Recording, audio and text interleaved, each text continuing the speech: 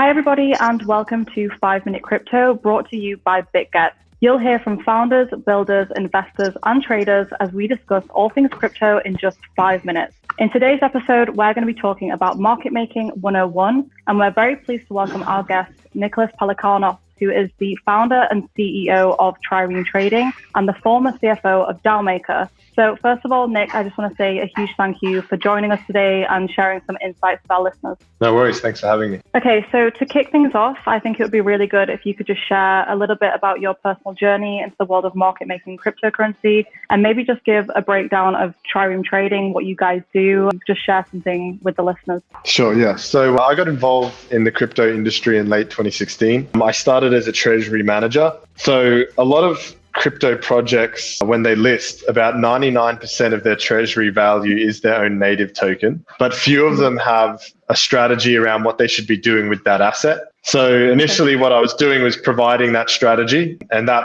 involved making things like trading plans, engaging with exchanges, engaging with market makers. I did that for a bunch of projects in the 2017 bull run, the largest of which was the NEM ecosystem. I got involved with them towards the end of the 2018-2019 bear market. I worked with them like through 2019 through to 2020. I helped them become sort of the top moving asset in the top 100. But how I actually got into market making was during sort of my time managing treasuries in the 2017 bull run, and then sort of through that 18-19 bear market. I was interfacing with basically all the different market makers available to them who were sort of in the market at the time. Okay, amazing. And I guess a few of our listeners may have heard what market making is, but for those who are more new to the concept, could you briefly explain what market making is in the context of cryptocurrency trading? Sure. So I guess if you Google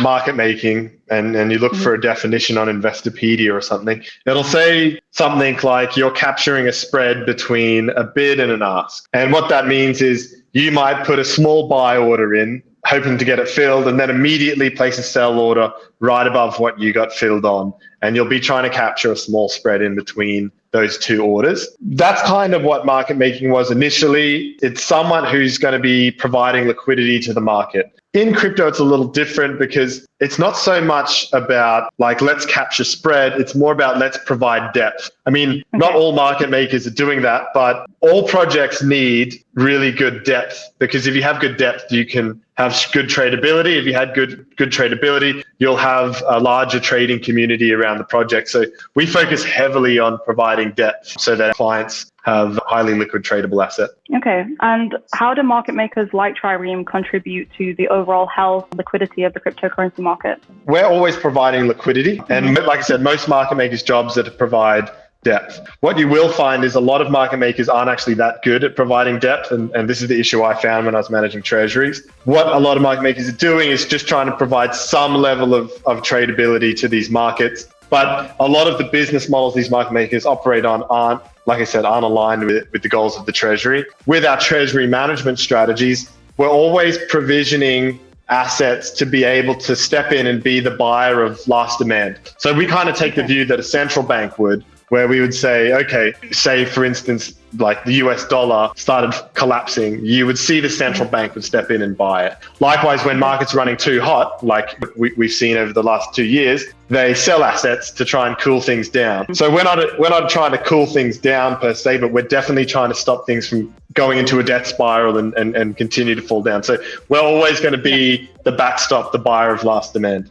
Okay, I guess that kind of falls into something else that I wanted to touch on. So with Trireme, what are some of the key strategies or techniques you're using compared to other market makers to ensure efficient trading? Yeah, so I mean, look, without giving away too many secrets, I guess the main thing that sets us apart from other trading shops is that we take a long-term view. So I will always, we'll build what we call a trading plan with our client, and then we'll execute on top of that. And that trading plan will be over the whole market cycle. So we will have a roadmap of how we're going to be trading in the bullish parts and in the bearish parts, with the goal of increasing the value of the treasury and maintaining tradability of the asset and also maintaining good price performance. The three key things we focus on.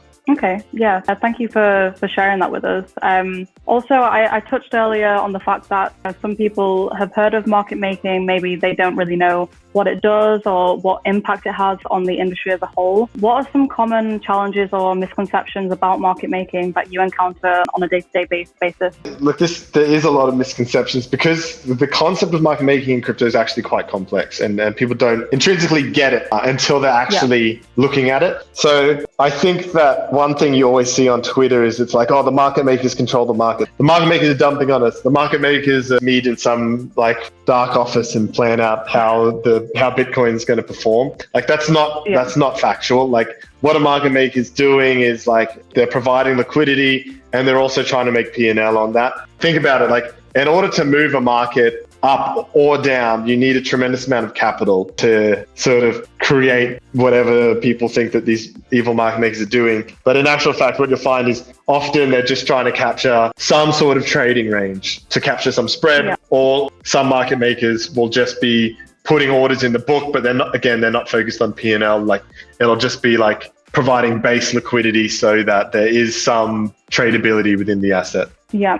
And speaking on that, obviously the cryptocurrency market as a whole, we know it can be quite volatile, that tokens can move up and down in price just because someone influential has tweeted something. How do market makers anticipate and respond to those major shifts and trends in the cryptocurrency market? So I guess like you have to build in safeguards. Our bots have been like consistently being developed for maybe almost 7 years now. So they're highly adaptive. We take in so much market data into our bots and our algorithms to the point where they more or less trade on their own volition. They will execute based on a bunch of inputs. If there is like a big volatility spike, or say someone's tweeted about a certain asset that is one of our clients, our bots generally are aware of that and adjusting how we're quoting around whatever that event is. Okay, so you mentioned bots. Is there like any other specific tools or resources that are essential for effective market making in the cryptocurrency industry? Yeah, I think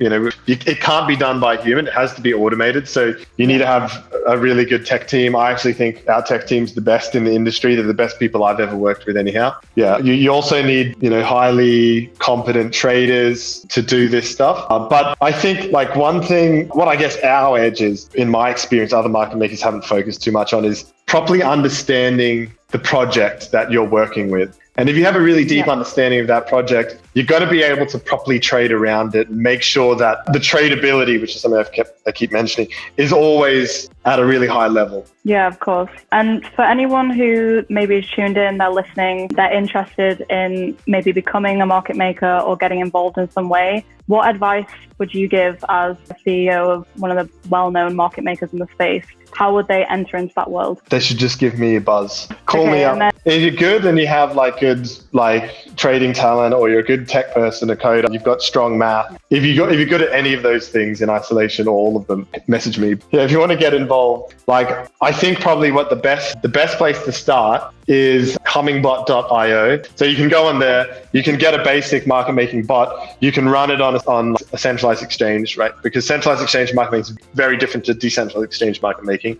But yeah, hummingbot.io, go on. You can even get paid by projects to market make for them. And it's a really good way to get a grasp on what market making is, how it works, and how you got to manage your risk and sort of other components. Okay, amazing. Well, we'll make sure to also link that in the podcast notes. So if anyone's listening, they want to go check that out, they can. Also, if anyone does want to drop a CV or wants to check you guys out, where can they find you? I think just on our website, contact form's probably the best way to do it. Okay, cool.